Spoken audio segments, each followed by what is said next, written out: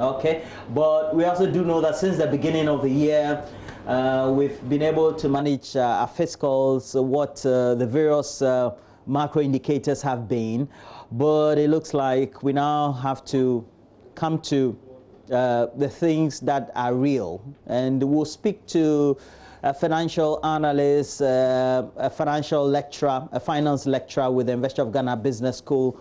But it's all relating to how we've been downgraded. We're still B3, but this time negative. And the beginning of the year saw some great signs. By January, the first quarter, we were giving that positive outlook still at B3. It gave us a certain perspective as far as how investors, as well as getting access to those needed funding in the international market would be. And it looks like that negative could come with some implication. What would those implications be? What also do we need to do? We already do know that the finance minister in his last briefing to parliament had indicated that Ghana, as it were, has now decided to go downwards our projections for the year to some 2.5% by way of growth for the year. And those have some great implications because of coronavirus. And talking about coronavirus, we need to give you a world perspective, but this is how it looks. Now the epicenter is in North America as always, and the numbers have climbed up. You get to find out over 2.4 million people are infected worldwide, and the total death worldwide now has risen to 165,000 and counting. But so far, the U.S. has been able to conduct some 3.8 million tests. And talking about the U.S. in total, they have in excess a number of infections which have now gotten to 750,000 infected cases.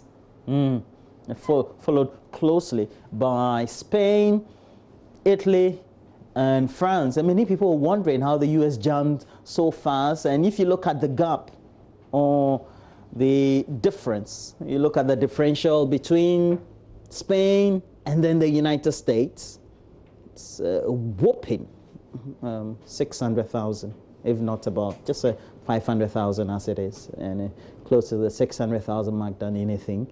China is still there with just 83,000. It's been wonderful how they've been able to manage the case or the number of cases since the middle of March, or if not the beginning of March.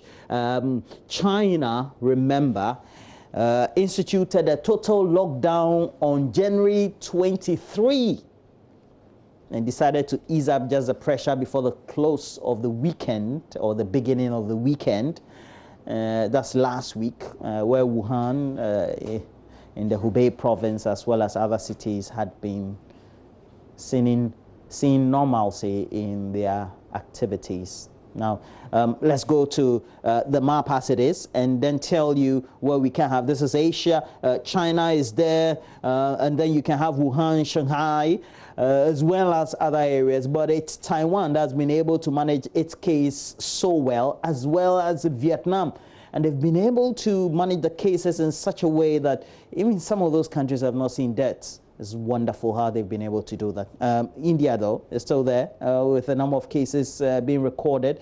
But it's how that will affect the other continent of the world that became the talk of the world the beginning of February. Because at the time of the lockdown, January 23, in China, a number of countries in Europe, as well as the rest of the world, decided to evacuate their citizens. And according to the scientific community, it's one of the reasons why the disease or coronavirus spread to their respective countries. Now, let's take you to Europe before we come to Africa, and you will find the trend of the cases as it were.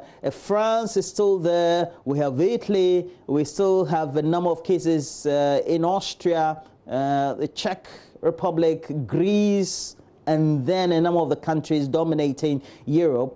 And all these have had some great influences on the cases and how they've been managed. Spain is still there. You will find Russia, Brazil is in Latin or South America, and then also you have Belgium in mainstream Europe, the Netherlands, Switzerland, Portugal, you have Ireland, and then you get to find that the UK is still grappling with a number of cases. But look, over the last 2-3 days, we're told that the cases have been flattening in the UK, but they're still high in the numbers.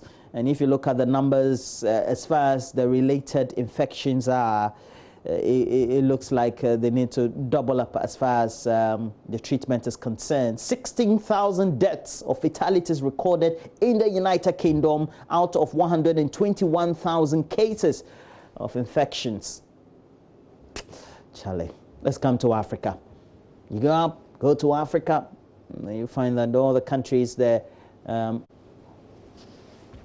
the continent almost now are not left out as far as the infections are.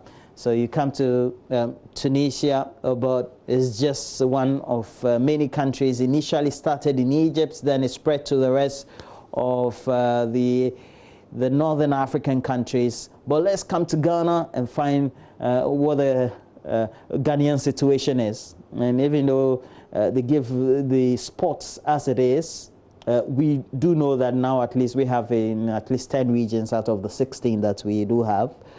And it's increasing by the day, not an alarming rate. And it's for this reason why the president, Nana Dankwa Akufo-Addo, decided to lift the lockdown for each and every Ghanaian to observe the needed guidelines of wearing masks in their day-to-day activities, not to gather around because there are events, etc. There's still bans on schooling across all sections of the education ladder.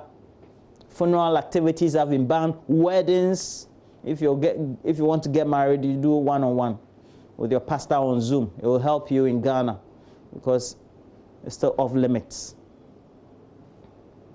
And so we're still observing all that. So that's the situation. Guinea, Cote d'Ivoire, Burkina Faso, Nigeria is up there, Benin, and that's the situation we find ourselves. Yeah. All right.